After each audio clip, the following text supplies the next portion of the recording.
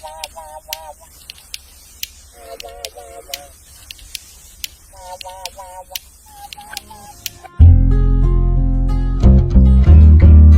বিশাল সাপের খামারের সামনে। আজকের এই ভিডিওতে রাজ্জাক বিশাল সাপের খামার কীভাবে আসবেন, কোথায় রাখা হয়েছে, আজকে সব কিছু দেখাবো। রাজ্জাক বিশ্বাস সাপের খামার মাদারবনি ইউনিয়নের নন্দীপাড়া গ্রামে বিশ্বাসবাড়ি নামে এক বাড়িতে অবস্থিত এই রাজ্জাক বিশ্বাস সাপের খামারটি। এই সাপের খামারের নাম রাজ্জাক বিশ্বাস সাপের খামার নামেই বহু পরিচিত।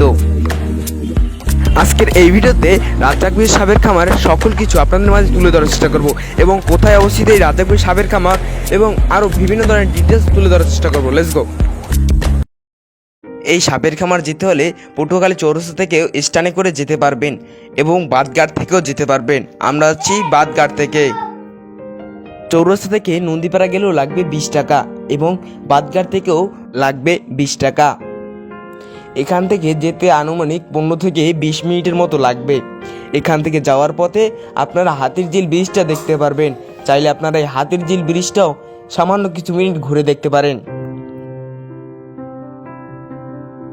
দেখুন নন্দীপাড়া গ্রামে অবস্থান করছি, আর এখান থেকে আসার পর দুইটা রোড পাবেন, একটা ওদিক যাবে, একটা বাইরে দিকে যাবে। সেই ফাঁকার থেকে সামনে আবার দুইটা রোড আসবে, ওদিক থেকে সোজা রোড কাঁচা রোডটা যাবে। আস্তে আস্তে আজান দিয়ে সন্দেহ করে এসেছে আর কি।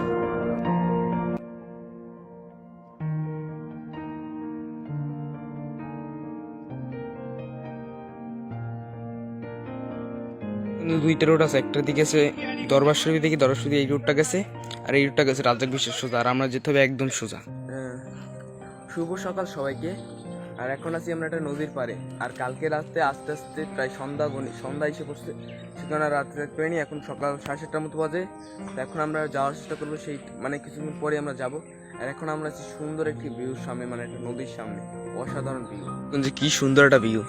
এই জায়গায় বড় বেঞ্চ আছে, এই জায়গায় একটু বড়, কি সুন্দর নদীর পাড়টা দেখুন না, অসাম ভিউ। কালকে আস্তে আস্তে সন্ধ্যা হয়ে যাওয়ার কারণে আমরা এখন সকালে যাচ্ছি রাজ্জাক বিশ্বাস সাপের খামারের উদ্দেশ্যে। আর এই নন্দীপাড়া গ্রামটাও কিন্তু অপূর্ব সুন্দর এবং গ্রামীণ জীবনযাপন নিয়ে ভরপুর ভরে রয়েছে এই নন্দীপাড়া গ্রামে।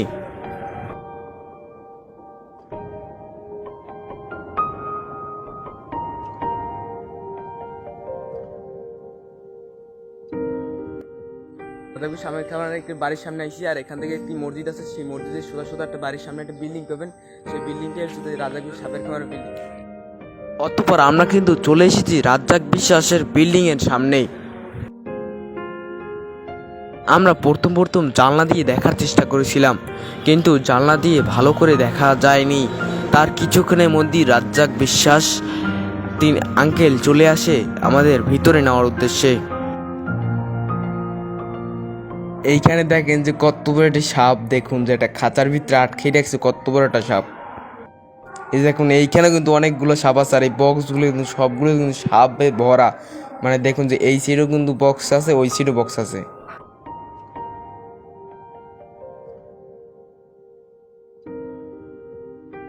তার কাছে বিভিন্ন প্রজাতির সাপ আছে, যেমন রাসেল ভাইপার এবং অনেক ধরনের প্রজাতির সাপ, যেগুলোর নাম আমার মোটামুটিভাবে জানা নেই।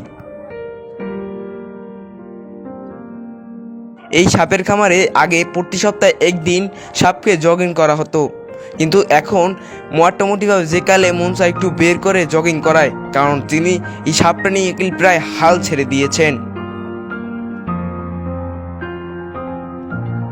একটি সাপ নিয়ে আমাদেরকে খেলা দেখাচ্ছেন তিনি।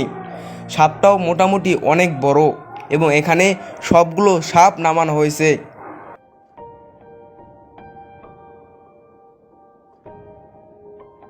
আজকের মতো এই বন্ধু গাইস, দেখা একটা ভিডিওতে। বাই বাই, সবাই ফলো করে দিবেন নেক্সট ভিডিওতে।